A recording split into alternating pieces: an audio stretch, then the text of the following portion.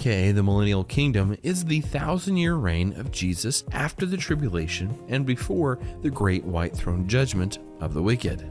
During the millennium, Jesus will reign as king over Israel and all the nations of the world. The world will live in peace. Satan will be bound, and at the beginning, everyone will worship God.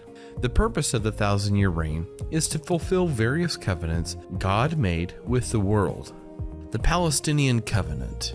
God has already fulfilled the personal aspects of the Abrahamic covenant. Abraham did go to the Promised Land, had many descendants, and was the forefather of many nations. Joshua led the Israelites to claim ownership of the Promised Land. But Israel has never possessed the specific boundaries that God promised. Not even Solomon's reign covered this particular area. In addition, the covenant God made with Abraham was that his descendants would have the land forever. Even today, Israel doesn't reach the boundaries God laid out. The Davidic Covenant. God's covenant with David was that his line would never die out and that David's heir would sit on the throne of Israel forever. Biblical scholars agree that Jesus is the fulfillment of this covenant. His genealogy is given for both his adoptive father and his mother.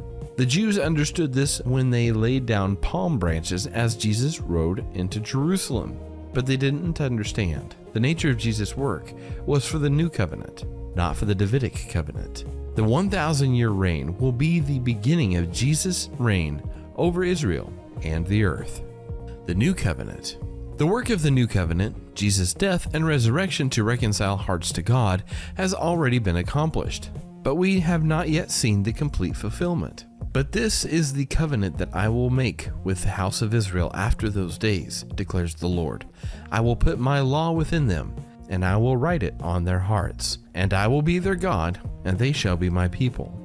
You shall dwell in the land that I gave to your fathers, and you shall be my people, and I will be your God. This covenant does not mean that every Jew will be saved, but it does mean that Israel as a nation will worship their Messiah. All of the Old Testament prophets who spoke of this covenant said it will be fulfilled in the future. From their time on, Israel has yet to be an independent nation that worshiped its Messiah. They will be in the 1,000-year reign of Christ. The Bible lists other promises that will be fulfilled.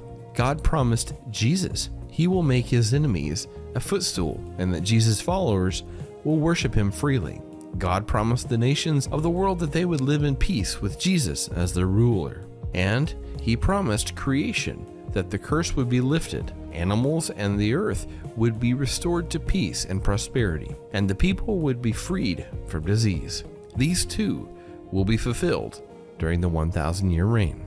The main purpose of Jesus' 1,000-year reign is to fulfill the prophecies given to Israel and the promises made to Jesus, the nations, and the whole earth. God's covenants were voluntary and one-sided. He promised he would bless Israel and restore the world in specific ways, and he will.